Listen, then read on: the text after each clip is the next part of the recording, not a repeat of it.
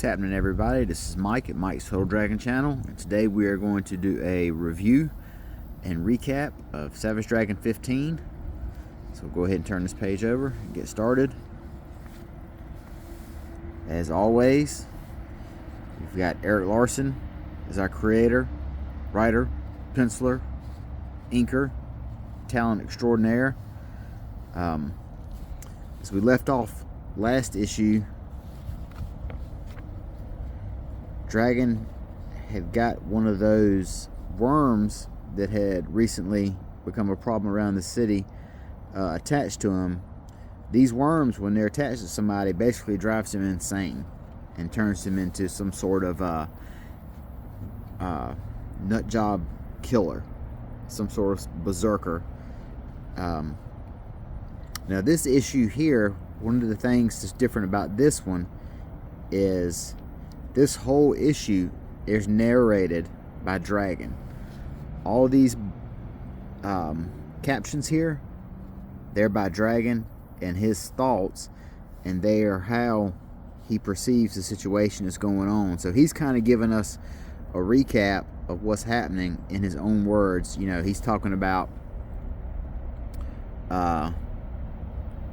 his situation with Rapture, where Freak Force is during this time, the fact that Overlord and the Freaks, they know that Frank Darlin is not dead, that he's alive, that the whole thing was just a ruse. Skullface is coming after Lieutenant Frank Darlin.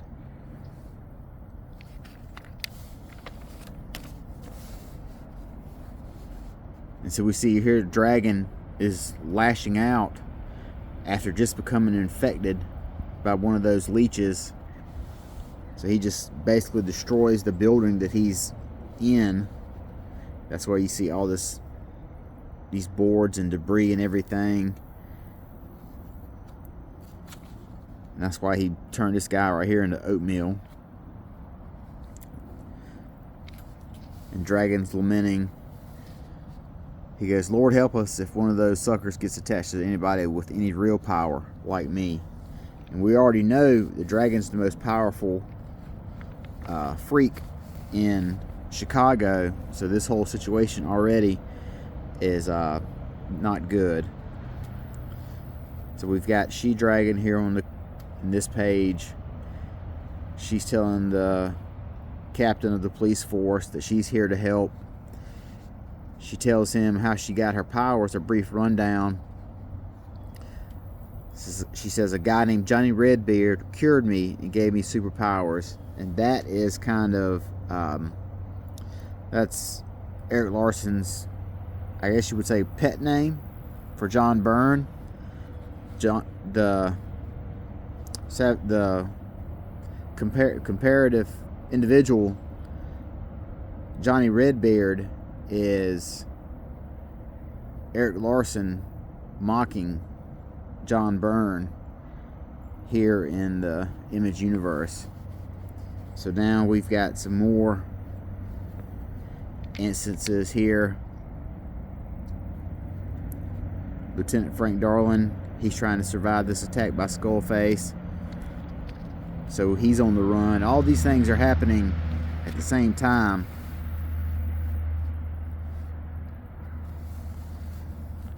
Then we've got the J. Jonah Jameson equivalent here. Dragon gives us his thoughts about him. We've got the mysterious Peter Clapton.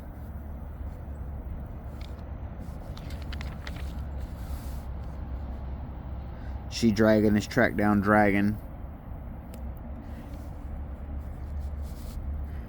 Dragon's also he also mentions a little bit about each officer that appears in this storyline.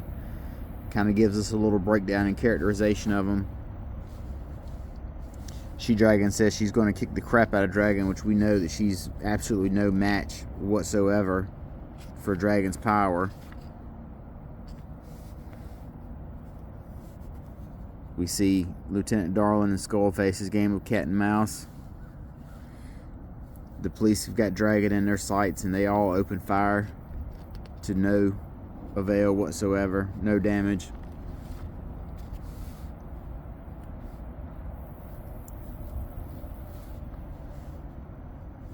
They're trying to kill, the police are trying to kill Dragon just as much as Skullface is trying to kill Darling.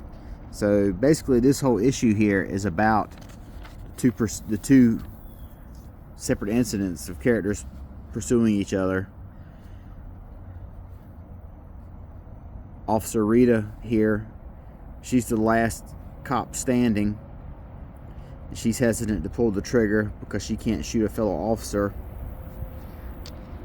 which I don't know why that bothers her so much. You know, everyone on the force opened fire at Dragon and it didn't do any damage. Then we have the little pin up here in the middle. Dragon's got all the Image characters in his hand.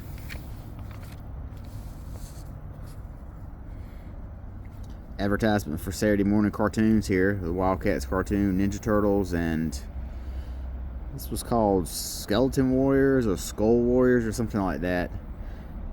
I think the only one I ever watched was Ninja Turtles. I don't recall catching any of the other two ones. Then we've got the rest of these lesser powered characters here that they're homeless and they just make their life on the street, just hanging out in alleyways and sleeping underground. Shrew was someone that was possessed by one earlier. So these superpowered characters here, these homeless characters, they see that Dragon's in the situation and they're going to try to jump in to help out. The battle with Frank Darling versus Skullface continues here. Frank Darling reaches for this axe, breaks the glass. Or no, I'm sorry, it's a fire hose. Breaks the glass, gets his fire hose ready to blast Skullface. Dragon handled these guys with no problems whatsoever. Now his partner's arrived on the scene. She's opening fire. Star has arrived. He's opening for all these ninja stars he fires at Dragon, and not a one of them hit that worm thing.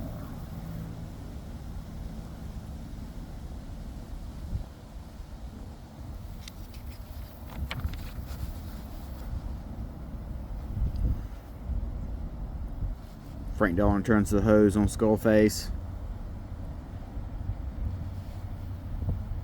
Skullface says, "Look, it doesn't matter what kind of tricks you got. I have powers and you don't." And he just knocks Frank Darling to the ground. Stars realize that being a costumed adventurer is no match for Dragon's powers and his little shooting star gimmicks, and the fact that he's a basically acrobat.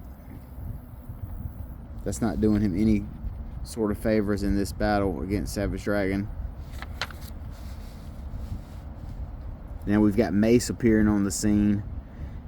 He had one of those worms on his head last time, but even without that worm that he had attached to him, he's an incredibly powerful and violent individual. So he shows up on the scene, and he's going to be the one that takes Dragon on in next issue. And then, of course, the infamous Savage Dragon letter pages. Pages and pages of letters.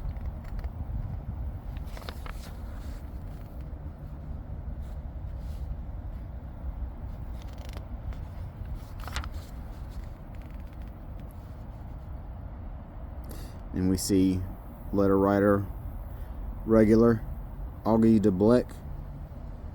So even in these early issues, Dragon has its share of fans and regulars that like to contribute work or contribute their thoughts to the book.